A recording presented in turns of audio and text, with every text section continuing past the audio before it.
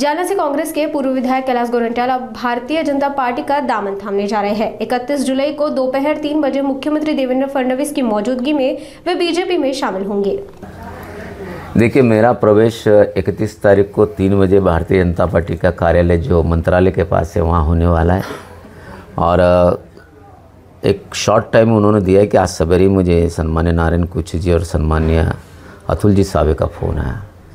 अब ये बारिश के भी दिन है और तैयारी क्या करना, आज भी सब कार्यकर्ताओं के साथ बैठक होगी और उस पर तय किया जाएगा। देखिए, अभी प्रवेश होने के बाद जब इलेक्शन का समय आएगा, जब इलेक्शन का मौसम आएगा, उस वक्त तो पूछे जाएगा कि क्या करना क्या नहीं करना, तब हम लोग अपना राय रखेंगे। लेकिन मेरा व्यक्तिगत राय रहेगा कि हम लोगों ने अलग लड़ना चाहिए। निश्चित है, मैं भी एक इंसान हूँ यार, मुझे भी भावना है, मेरी भी वेदना है कि कहीं ना कहीं तो दिल दुखता है। ये तो फैक्ट है, जिसको नकारा नहीं जाता है। लेकिन परिस्थिति भी कुछ ऐसी हो गई है कि आदमी कितनी बार ठोकर खाएगा, ये भी एक बात निर्माण होती है कि एक बार ठोकर खाए, 2 बार ठोकर खाए, 3 बार ठोकर खाए, कब ठोकर कितनी बार खाना चाहिए। हाँ, मेरी अगर कोई गलती होती है तो मैं आज भी उस चीज़ को मानता हूँ कि मेरी गलती न होते मुझे जब इस तरह से मेरे साथ व्यवहार किया जाता है तो मैं क्या करूँ।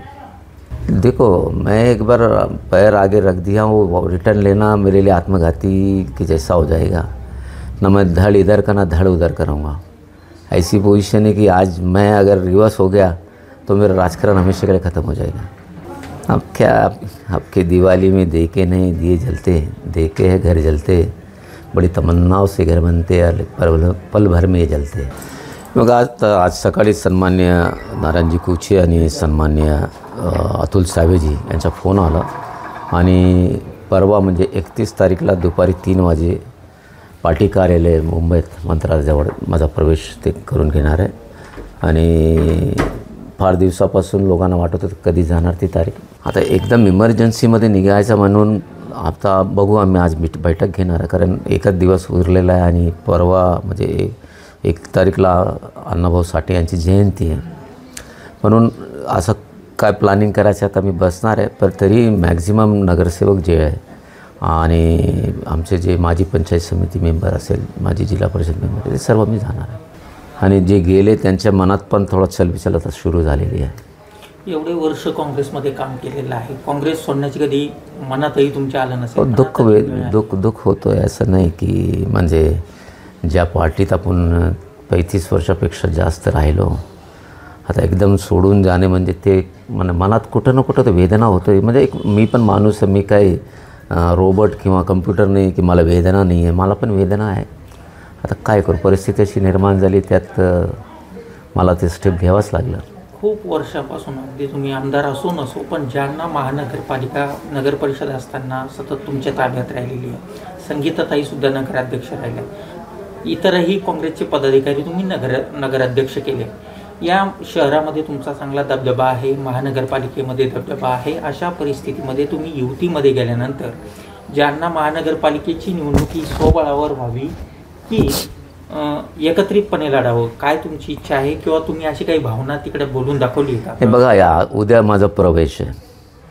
प्रवेश झाल्यानंतर मग पार्टी जेव्हा निवडणूकची वेळ येईल तेव्हा आम्हाला विचारणार काय करणार काय नाही, तेव्हा आम्ही सांगू की आपली ताकद आहे, इथं आपण वेगळं लढायचं।